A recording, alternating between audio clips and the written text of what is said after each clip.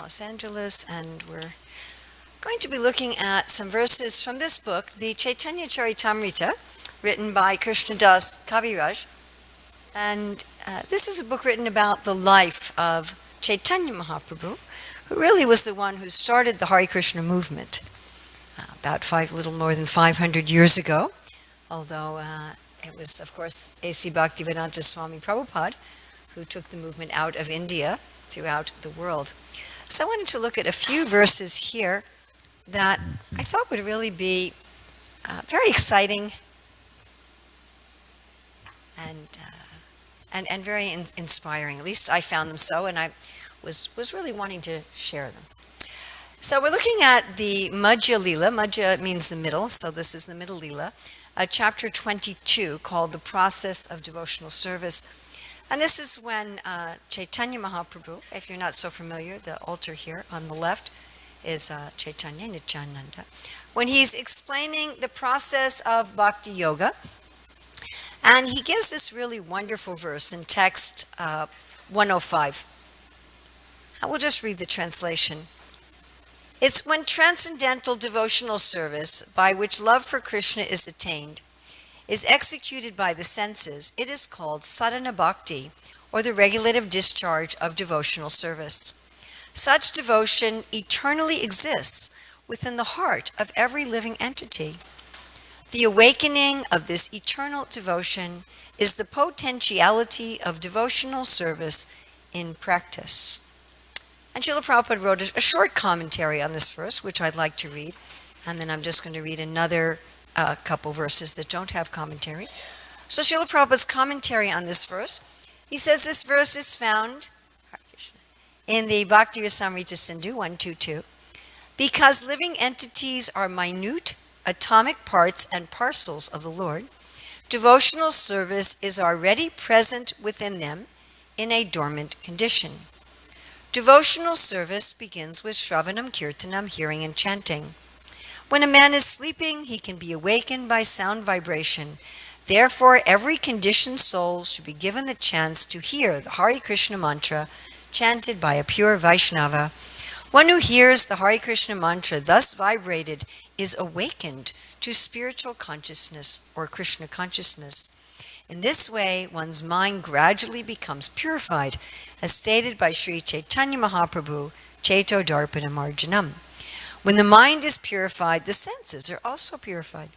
Instead of using the senses for sense gratification, the awakened devotee employs the senses in the transcendental loving service of the Lord. This is the process by which dormant love for Krishna is awakened. So again, I'm going to read the next two verses also. The spiritual activities of hearing, chanting, remembering, and so forth are the natural characteristics of devotional service. The marginal characteristics is that it awakens pure love for Krishna. And the next one, which is a very often quoted verse, pure love for Krishna is eternally established in the hearts of the living entities. It is not something to be gained from another source. When the heart is purified by hearing and chanting, this love naturally awakens. So here we learn that our natural position is to be in love with God and to use everything that we have and everything that we are in that love. And we're also told how we can awaken that love. How we could say better, reawaken that love. So especially at the present time, there's quite an interest in doing what is natural and going back to what is natural, to eating natural foods, to living in harmony with the environment. Or people want to, do DNA testing to find out what is their nature, what is their origin, where do they come from. There are so many books and courses written on to find what is the best occupation for you according to your nature. What is it that really resonates with ourselves? What is our authentic self? Who are we ultimately? And then there's so many ways to try to find that who are we? What is our nature? As I said, people do DNA testing and they look back, whatever it is, 23 generations or something. And this way I'll find out what's my actual nature. I'm part Peruvian something and part Australian Aborigine and part is in this way. I'll find out what is my nature. Or they take so many tests to find out, okay, what kind of personality do I have? Am I an outgoing person? Am I a shy person? Do I like math? Do I like people? Do I like to work in a group? And there's so many different organizations and books and tests to try to find out what is my nature. Other people try different things. Okay, let me try this kind of job or that kind of job or this kind, and I'll be able to find something that really suits me. Or travel different places and find the place that really resonates with me. Now, in books such as the Bhagavad Gita, Krishna talks about different processes that a person can go through to try to find their real self, to try to find their real nature. And we can look, they're basically in 4 categories, and each of them has kind of a dual possibility. The first category is either karma or karma yoga. So karma is you try to do good things. You try to be a good person. You try to help other people. And you try to act again according to what feels right and natural for you. So it's the path of work, the path of action. And then karma yoga is the path of enlightened action. How to do not just good things, but how to do things, good things, in order to revive one's original nature.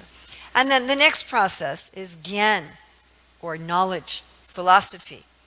When people take these tests to understand what is my personality, what is my nature, they're trying to get knowledge, understanding psychology, sociology, anthropology, all these things. People are trying to find biology, chemistry. What is our essential nature? And then there's Gyan Yoga, where you try to understand knowledge to awaken your spiritual nature.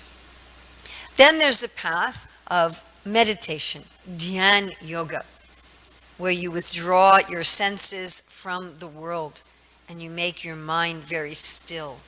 So this is becoming more and more popular in the modern world, of course mostly popularized at the present time by the Buddhists.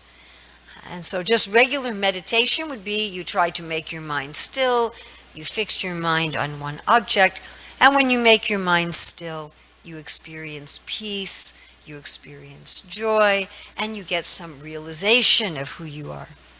Then there's Dhyan Yoga. In Dhyan Yoga, you don't just try to make your mind still, but you try to focus your mind on the Supreme Lord. And by doing that, you understand your nature. And then there's the path of bhakti. So the path of bhakti, this is when people try to find their nature through loving relationships and through service. They try to do altruistic and philanthropic activities. They try to have a loving family, or they try to love the animals, or they try to love nature, and they try to find themselves through love and service. And then there's bhakti yoga, where you try to find yourself through loving service in connection with the Supreme Lord. So all the different ways that we can understand our nature could be categorized in each of these 4, divided into a mundane and a spiritual aspect. And why is it that it's so hard to find our nature? Why is it so hard to find out really what is in our authentic self? It's hard, isn't it? Right? I think it's something that most of us struggle with. Well, who am I? What is my real nature? What is it that really makes me happy? Even though there's so many processes, millions of processes, which could be categorized broadly into each of these 4, still it seems that it's very hard to be successful. If we think about it, even for a little bit, we'll see that most of our relationships with others have some element of pretense, isn't it? There's some kind of posturing that we're doing. There's some sort of acting that we're doing. How often do we say what we really feel or what we really want? How often do we feel, okay, the real me is relating to the real you? Pretty rarely. It's almost like we're sort of dancing around who we are when we're dealing with other people. Well, what would you like to do? Well, I don't know. What would you like to do? Well, I don't want to impose on you. Well, no, that's what I really wanted to do. Right? Do you ever have conversations like this with people? I had a really an interesting experience just recently where I was with somebody that if I said, well, what would you like me to do? They would never be honest with me. And if I just said, okay, this is what I want to do, then they'd say, okay, you can do that. But it seems to be very difficult. And you find a job that you think you like. I mean, I know so many people who studied, 6, 8, 10 years to find a job that they thought they would love, and they got into it. And once they got into it, they said, I don't like it. I mean, I have friends like that. They studied law. That's a lot of work. Passed their exams and they became a lawyer, and after a couple years, like, why did I want to be a lawyer? Maybe it isn't what I want. Maybe I want to do something else. Maybe I want to do something else. Or what kind of relationship we want. Especially in the modern world, I mean, people, change relationships like paper towels. It's just like, well, I don't know if I like this kind. I think I want a different brand. I think I want and who am, what do I want to be? I mean, even people are changing their genders. No, I don't think I'm really a woman. I think I'm actually a man. No, maybe I'm not a man. Maybe I really was a woman. So it seems very difficult to find out who we are. So here Lord Chaitanya is saying, you know who you are? You are a loving being. Your essence is love. That's who you really are. And that's who you really are forever. No matter what changes, no matter where we live, no matter who we're with, no matter what we're doing, no matter what kind of body we have, no matter what kind of mentality we have, no matter what kind of occupation we have, all of those things, who you really are, he's saying, Nitya Siddha. Nitya means forever. Siddha means perfection. He says the real perfection is prema. We are loving beings. In fact, you could say we are in fact love.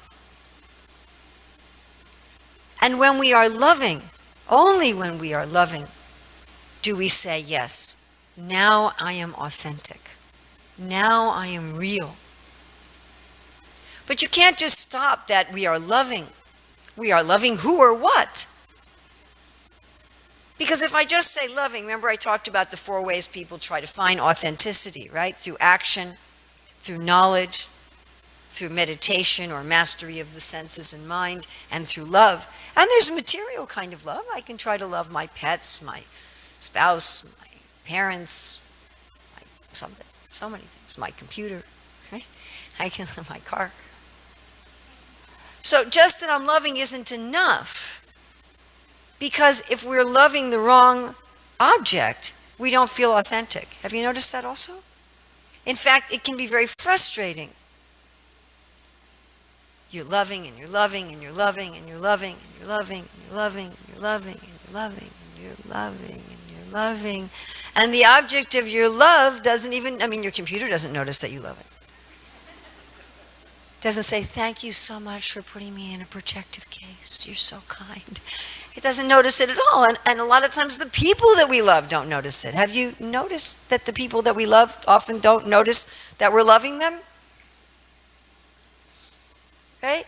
People will sometimes say that, I worked really late tonight to make some extra money so you could buy what you want. Yeah, dear. Would you turn off the stove? That we don't notice that people are loving us. Okay? George Harrison had a song like that, Isn't It a Pity? Right? We forget to give back. We don't notice. And other people don't notice we're loving them. And you can love someone or something or a cause. You can fight for your country. Right? Especially in despotic regimes. Your best chance of being executed is to be loyal to your government. As soon as the regime changes, the new regime is going to execute you. Isn't it? Right? I was loyal to my country. Oh, but that was the other dictator.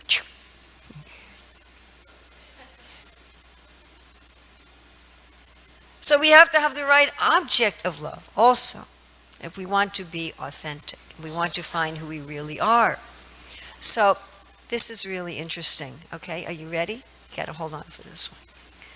The best object of love is the self of the self. So this is very nicely explained. There's a wonderful story in another book, the Srimad Bhagavatam, about how when Krishna was present on the earth, one of the great celestial beings, demigod, I call him an archangel, Brahma, he came and he decided to play a trick on Krishna. And so he hid Krishna's friends and animals. And then Krishna expanded himself and copied the forms of his friends and animals. And everyone thought that the friends and animals were still there, but they were really expansions of Krishna. And what was interesting is the parents of his friends and the friends of his friends loved the expansions that were really Krishna more than they had loved the originals. And the question was asked, well, how is that? And the answer is very interesting. The answer was that all of us love ourselves the most. Oh, we don't want to admit that, but it's true. Those that we love are someone who's in relationship to ourselves. And because Krishna is the self of the self, therefore he is the greatest object of love. The word used in Sanskrit is Param Atma. Atma means the self. Param means supreme. Prabhupada usually translates it as the super soul, which somehow always gave me kind of a red and blue uniform with spandex tights vision. The super soul.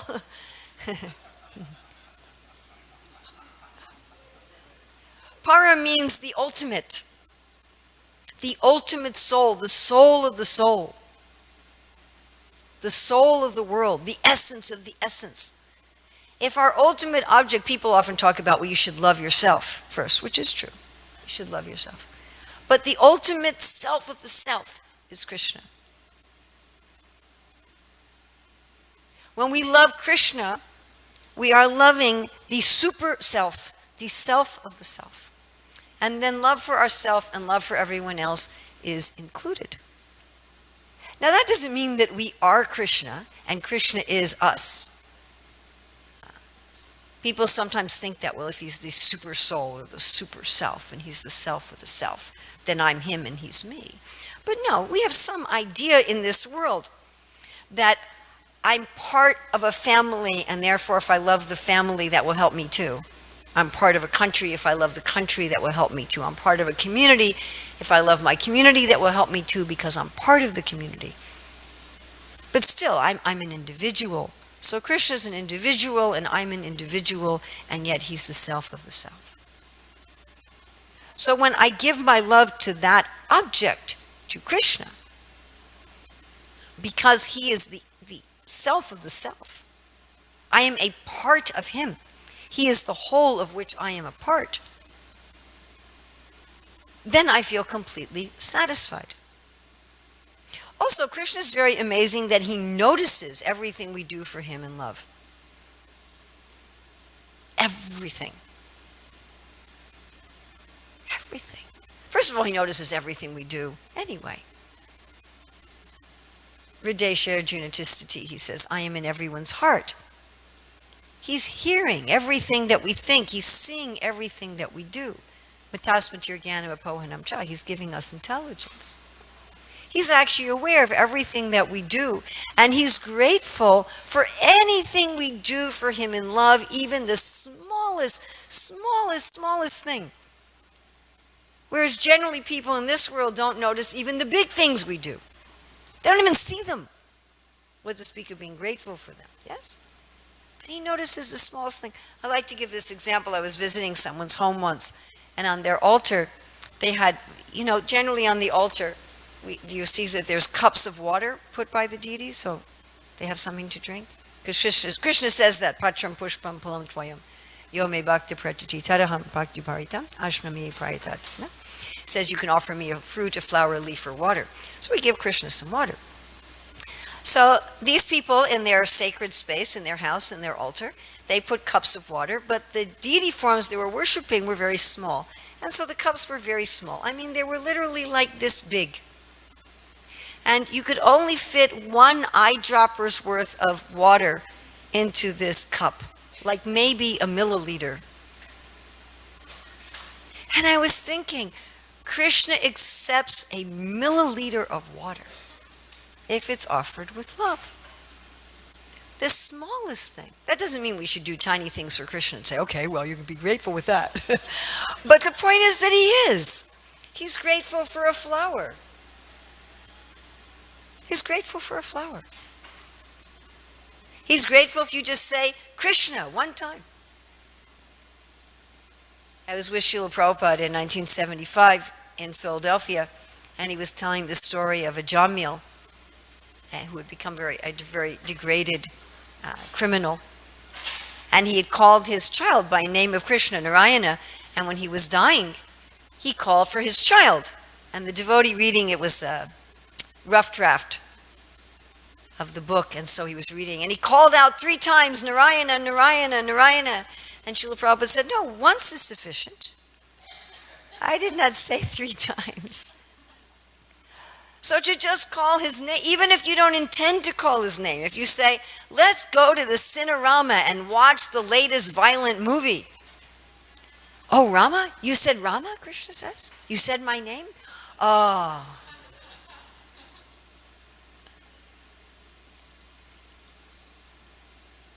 And Krishna as the supreme object of love, it's explained that he assumes a form which we want to worship. See, we try to do this in this world. You know, you marry a person and you try to kind of change them to what you wish they would be, or what you thought maybe they were when you married them. Right? And you take your children and you try to mold them to be in a particular way. It doesn't work very well, any of you who've ever attempted this. With Krishna, he actually says, oh, what would you like me to be? And he reciprocates perfectly with the devotee. So he's grateful for everything the devotee gives. And he's very reciprocal. Says, Ye tamam prapadyante tam sadaiva bhajamyaham. Says, as you give me, I give accordingly. So you see, it's very interesting. You give Krishna everything, and he gives you everything in return. So it's equal, right? Is it? So if I give Krishna every single thing I could possibly give him, and he gives me every single thing he could possibly give me, is that equal? No. So wow, what an object of love. He's the self of the self. He takes a form and a manner which we would like to love, and he gives us everything. He gives his very self to us. He gives his very self. I mean, materialistic people would like to have God in the palm of their hand to exploit him. Right? Even most religionists, we have to say, frankly. You know, okay, God, I've got my list here. Like I saw once in a mall at Christmas, a mannequin of Santa Claus with this long list. So people take God like that. Okay, let's see, I want my health fixed. I want more money in the bank. I want to find a beautiful wife. I want a good job. Come on. I'm going to worship you. Here's my worship. Where's my stuff? They want God in the palm of their hand like that. They want God as like some kind of a shop where you don't have to pay. You just flatter the shopkeeper. You just come in and say, you're great. You're wonderful. You're glorious. Now please give me the TV. So it's not that we want to have God in the palm of our hand like that. But if somebody really loves Krishna, then he trusts them. I mean, we're like that too, right? If somebody loves us, we trust them. Yes? If we're convinced somebody loves us, then we let them stay in our home and we keep our wallet lying around and we don't worry about it. We say, you can borrow my car. So Krishna, he also trusts those who love him. So this is our authentic self. Our authentic self is a lover of the most lovable object, Sri Krishna. That is our authentic self. And that authentic self has infinite variety of loving expression. And here's where Krishna consciousness gets very exciting. Because certainly there are many spiritual paths that will say our ultimate self is a lover of God. But what does that mean actually? So we understand that each of us is eternally an individual who has a very individual and unique way of expressing our love for God. I mean, even if we look at the world, we'll see that God is what I like to call a variety person. Every grain of sand you look under a microscope is different, radically different and beautiful. Every snowflake, of course you never see any of those here in LA, do you? But I'm from New York, we used to see snow. So every snowflake is different, and you wonder why. You know, I wouldn't do that. If I were God, I'd just say, hey, make them all the same, you know, be efficient. Who's going to look at them? Who's going to look at every snowflake and every grain of sand? But he makes them all different. Every fingerprint different, even identical twins. Why? Next time you look at a plant, on the same plant, every leaf, every flower is a little different from every other leaf and every other flower on the same plant. What to speak of one plant to another, to another, to another. So he likes variety, he likes infinite variety. So each of us has our own unique way of expressing our love for the perfect object, Krishna. How are we going to find this? How are we going to find our real self? People ask all the time, you know, can I love myself? Yeah, love your real self. Our own individual perfect way of loving Krishna is something that we rejoice in. Krishna says in the 6th chapter of Bhagavad Gita to relish and rejoice in the self. When we discover our own individual, unique way of loving Krishna, we love that. We go, yes, that's exactly what I want to be, because it's who I am ultimately, with no pretense, with no, false negotiating. And how we revive that, my dear friends, is extremely simple. It's really very simple. Hear about Krishna and talk about him and think about him. And naturally, when you do that, you're going to want to do some service for him. And naturally, when you do that, you're going to want to have friends who are also doing some service for him. And you might decide to join a society, like the International Society for Krishna Consciousness, so you can do it more effectively with your friends. But that's all it is. Hear things about Krishna, and then you'll start thinking, wow, he's really nice. Wow. He does so many wonderful activities and so many incredible qualities. One of my favorite qualities of Krishna is that he's dependable.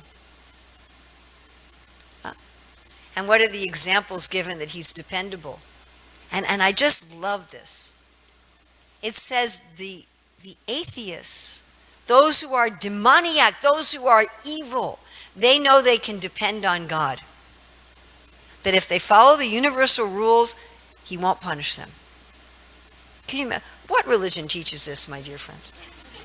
Most religions in the world teach, if you're opposed to God and you're an atheist, then God's going to send you to hell forever, even if you're a moral, ethical person. Right? Isn't that what they teach? Isn't that fair? Do you want to worship a God like that? I wouldn't. I'm like, that's not fair. So Krishna's dependable. You may hate him. You may be an atheist. But if you follow the laws of the universe, you'll get your rewards. It's even mentioned that there's a heaven for atheists. There's no religious people there. They don't have to worry that anyone's going to try to give them a Bhagavad Gita. That's their idea of heaven, you know. And there's no sunshine there. Everything's just lit up with jewels. I think something like Las Vegas, right? You know, where it's all lit up at night artificially. And they can get to have, if they're pious and they're moral, they follow the rules. So Krishna's dependable. And he's also so dependable. It said the celestial beings, they know that even though there's evil beings in the universe, that Krishna will always protect them. And therefore, even when there's danger, they engage in sporting activities. Because they know Krishna is going to protect us. And another example of how Krishna is dependable, it says that even people who don't have proper training and purification in the intricate Vedic rituals, they know that Krishna just wants love and devotion, and they can depend that he's going to purify them if they simply love him. Those were the 3 examples given of how Krishna is dependable. So when we hear that about Krishna, don't we feel affectionate? Don't you feel affectionate towards somebody like that? I mean, I do. So we just hear about Krishna and we go, wow, I want to get to know him more. I'd like to love him. And as you hear more, and then when you talk about Krishna, it's even more so. Right? If I just read that in the book, I get excited. But if I tell a friend, I get even more excited. Hey, you know how dependable Krishna is? Even if you haven't followed all the Vedic rituals, if you just have affection for him. And then I think, oh, thank you, because I'm never going to follow all the Vedic rituals. It's not going to happen. And I get excited. And when I tell somebody else, I get more excited. And pretty soon our natural love for Krishna starts to awaken. And you want to know what's even better about all this? All the false things fall away on their own. If you, a simple analogy, if you've ever planted any seeds, if you go to a shop and you buy a packet of seeds, right? You ever planted a garden, some flowers, and you get the seeds in a little paper packet, right? If you haven't done, at least you've seen them in the shops. So of course, generally what you do is you open the packet and you plant the seeds. But let's say you took the packet with the seeds in it and you just stuck the whole packet into some water. What would happen? The seeds would sprout, right? And the paper would what? The paper would dissolve, correct? The seeds would go through the paper. That's really our process of bhakti yoga. Just take what you are and absorb yourself in Krishna. And when you do that, the negative things will automatically, naturally dissolve. And the real self will sprout and grow. So if we want to come to our authentic self, which is a lover of the Lord, which is full of love, and full of love in a particular flavor, the advice given by Srila Prabhupada is don't follow the path of action, knowledge, and mastery over mind and senses through meditation, but follow this simple path of bhakti yoga, the essence of which is just to hear about Krishna, to talk about Krishna, and to remember Krishna. And then whatever we're doing in this world, whoever we are in this world, we'll find that gradually it stops being any impediment and we realize ourselves. So I hope that you also found some inspiration in these verses. I think I'll read the verses again and then we have some time for questions. When transcendental devotional service by which love for Krishna is attained is executed by the senses, it is called sadhana bhakti, or the regulative discharge of devotional service. Such devotion eternally exists within the heart of every living entity. The awakening of this eternal devotion is the potentiality of devotional service and practice. The spiritual activities of hearing, chanting, remembering, and so forth are the natural characteristics of devotional service. The marginal characteristic is that it awakens pure love for Krishna. Pure love for Krishna is eternally established in the hearts of the living entities. It is not something to be gained from another source. When the heart is purified by hearing and chanting, this love naturally awakens. I would also invite all of you, if you don't already have them, we have many of Srila Prabhupada's books for sale. This is, of course, we're reading today from the Caitanya-caritāmṛta. We also have the Bhagavad Gita the Srimad Bhagavatam, Nectar Devotion, so many wonderful books outside, and these books are the most wonderful way to hear and chant about Krishna. So I really invite you to get some. If you already have a full set, please get one to give as a gift. So questions, comments, corrections, additions, subtractions, chastisements. Yes? I think a microphone's coming your way. Sorry. I forgot my question. All right, no. My comment was, I read many times, I heard many times that a devotee can do all the Vedic rituals, he or she can give service, be in the community, do all the right things. But if we don't get Krishna's mercy, we don't really connect with Krishna. Can you comment on that? Yes, I certainly can. Thank you. I'm so glad you asked that question. We're really talking about a relationship of love. So for a relationship of love, both parties have to agree. And therefore we're saying Krishna also has to agree. We reach out to him, he has to agree to reach out to us.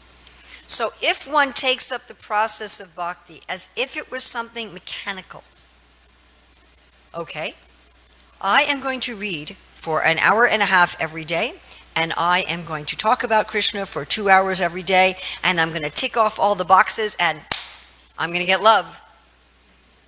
It won't work. And you can do that for a long time, and it won't work. I mean, could you imagine, some man, he comes home from work, he says, okay, dozen roses, here you go, diamond bracelet, where's my love?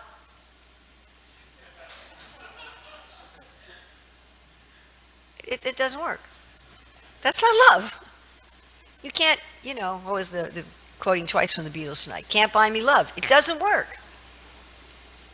So you can't buy Krishna like that. So if we take bhakti as a mechanical process, you won't be successful, or you will be after a very, very long time. That if you do the activities of bhakti even mechanically, eventually they'll spark something in your heart where you'll start doing them out of love, and then it will work. Is that okay? Somebody else? Yeah, I think you're supposed to get a mic because it's transmitted to the universe.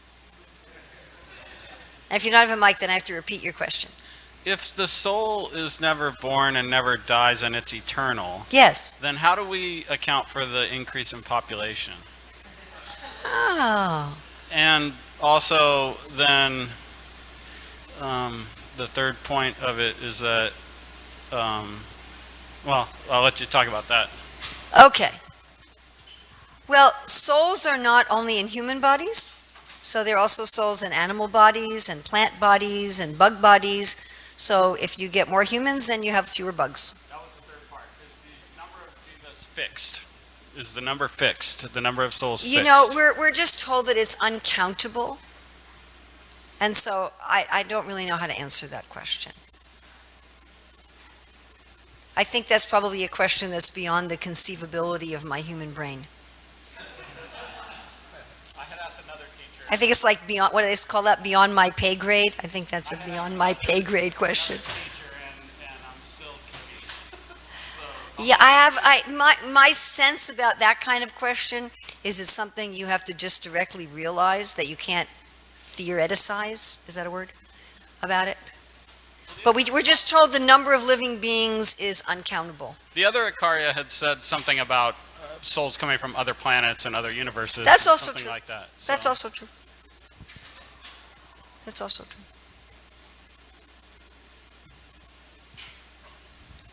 So, in this Kali Yuga, intelligence is key for survival. Good intelligence means, you can handle this Kali Yuga properly.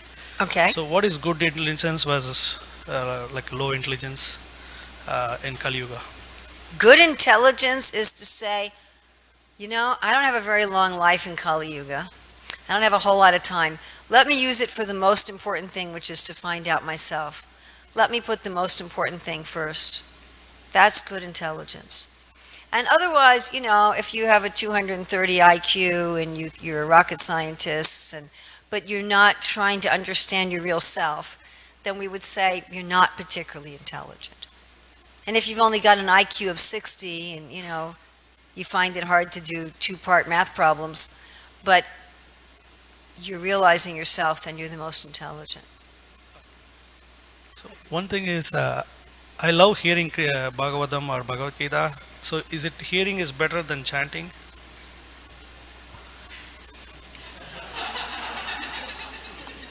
Because I commute 3 hours a day, so I hear mostly Bhagavatam and Bhagavad Gita. I see. So I love hearing a lot of things. Well, Chanting- it's really nice. Srila Prabhupada writes in the Nectar Devotion that we should perform the processes of bhakti according to our personal taste. Now, he did give a minimum practice, particularly in chanting on beads. So if you think about this, when Srila Prabhupada had us take vows of discipleship, the only aspect of bhakti that he had us vowed to do was to chant on our beads 16 rounds. The other 4 things are really just to make us out of the mode of passion and ignorance. No eating of meat, fish, or eggs, no intoxication, no illicit sex, no gambling. Those are not bhakti things in and of themselves, right? You could be an atheist and do those or whatever. But the one thing that he made us take a vow on was our personal meditation of chanting. And so that's something for everybody, no matter what your personal taste is. And then Prabhupada very strongly in many, many places recommended that everybody wake up early, worship the deities every morning, hear the Bhagavatam.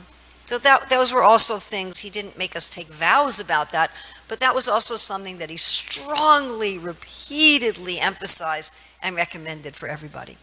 But other than that, those basic practices, do things according to your personal taste. If you particularly like worshiping the deities, you could be a full-time pujari and spend 6-8 hours a day worshiping the deities. If you particularly like to hear, then spend extra hours in hearing. If you particularly, I met one devotee who chants 150 rounds a day. And I said, well, why do you do that? She says, because it's just so wonderful, I can't stop. Okay, now wait till you hear the rest of the story. So she's married with a son. I think her son's like 12 years old. And she said, the other devotees criticize me that I don't spend a lot of time studying the Shastra. Is that a problem? What do you think? Is that a problem? So I also didn't think it was a problem. I said, well, do you spend any time studying the Shastra? She says, yeah, I go to class every day, but not anything more than that.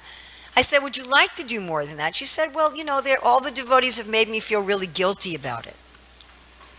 And I said, well, you like chanting, right? I said, what about chanting Bhagavatam verses? Would you like to do that? She said, the problem is I don't have any time because all day I'm already chanting. And I said, 150 rounds, plus you cooking and cleaning your house and taking care of your kids and serving your husband. And you got to sleep something. So I said, what about when you're taking a shower? Are you chanting then? She said, no. I said, why don't you chant Bhagavatam verses while you're taking a shower? So she started doing that. I said, well, do you have verses you like? She said, I like the prayers of Queen Kunti.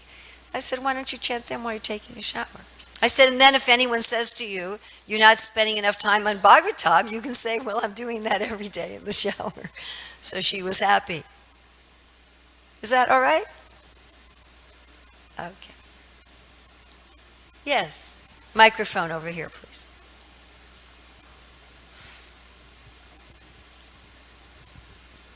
Is there a difference between the self-realization that Prabhupada says self-realization and some Mayavadi says that they are different, yes? Is there a difference between self-realization and?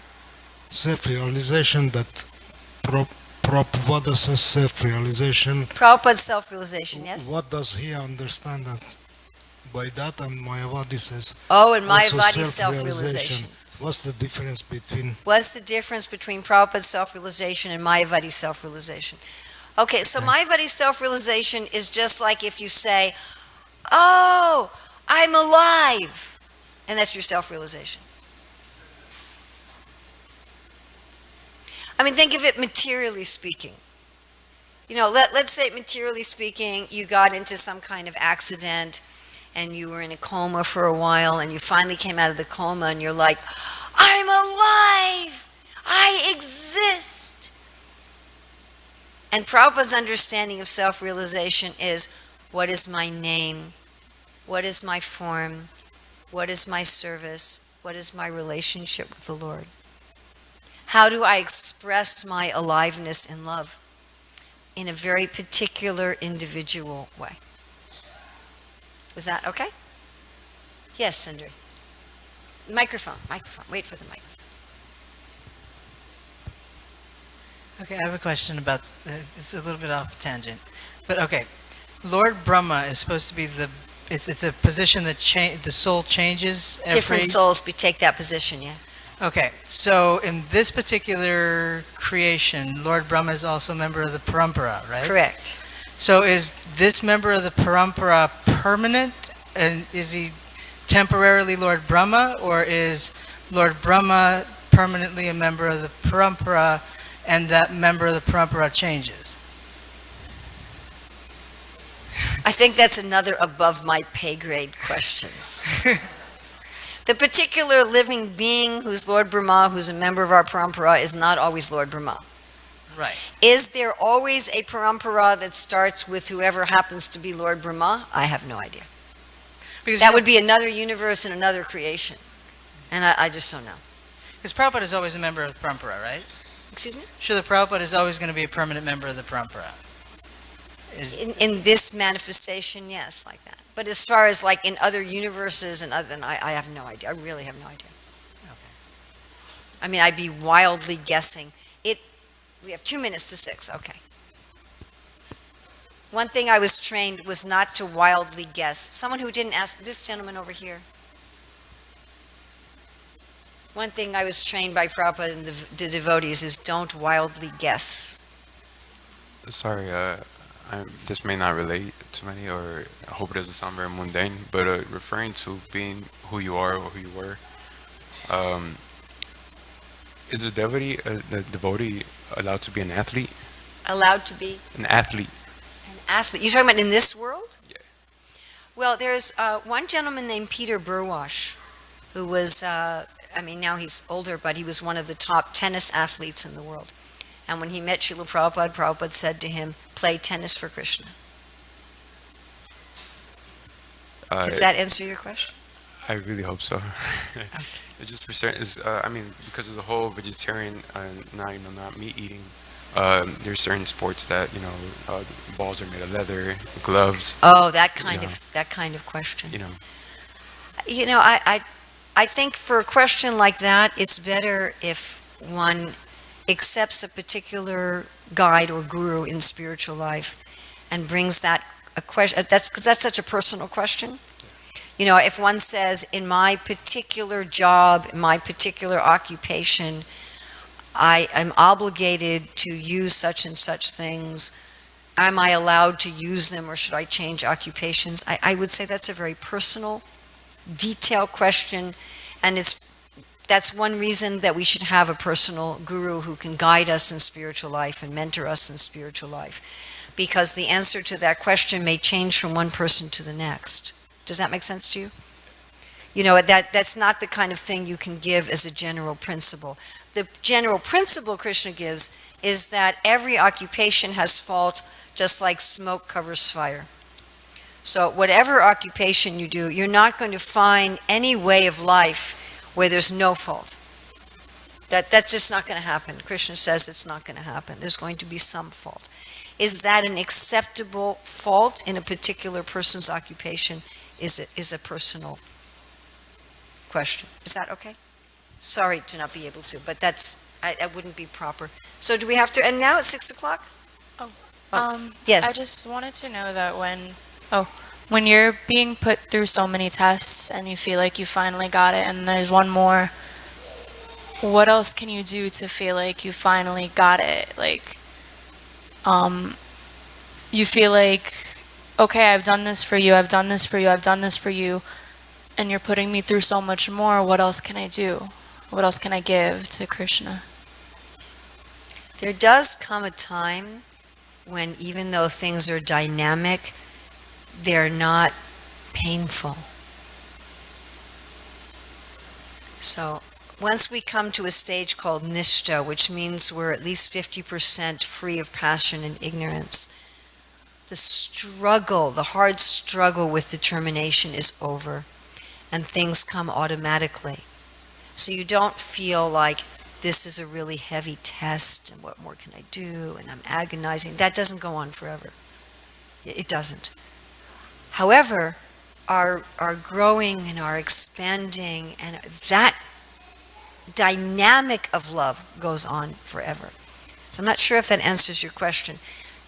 If what you're asking is, if I'm in a particular test, how do I find out what I'm supposed to do? Is that what you're asking? How do I find out what my particular lesson is right now? I don't know if you're going to like my answer. It's entirely based on our sincerity with actually wanting to know the answer. And if we don't want to know the answer, we don't get it. So if we're saying, okay, Krishna, what am I supposed to do now, okay? He doesn't tell us. So those are two different ways of answering your question. Thank But you. what I found over and over again is as soon as we go to Krishna and say, I am ready to hear whatever truth you have to tell me, I'm going to hear it, I'm going to accept it, and I'm going to act on it, whatever it is, and whatever the price. Then you will be told, and you'll be told very quickly and very clearly. So that's what I've seen over and over again in hundreds and hundreds of people. Okay?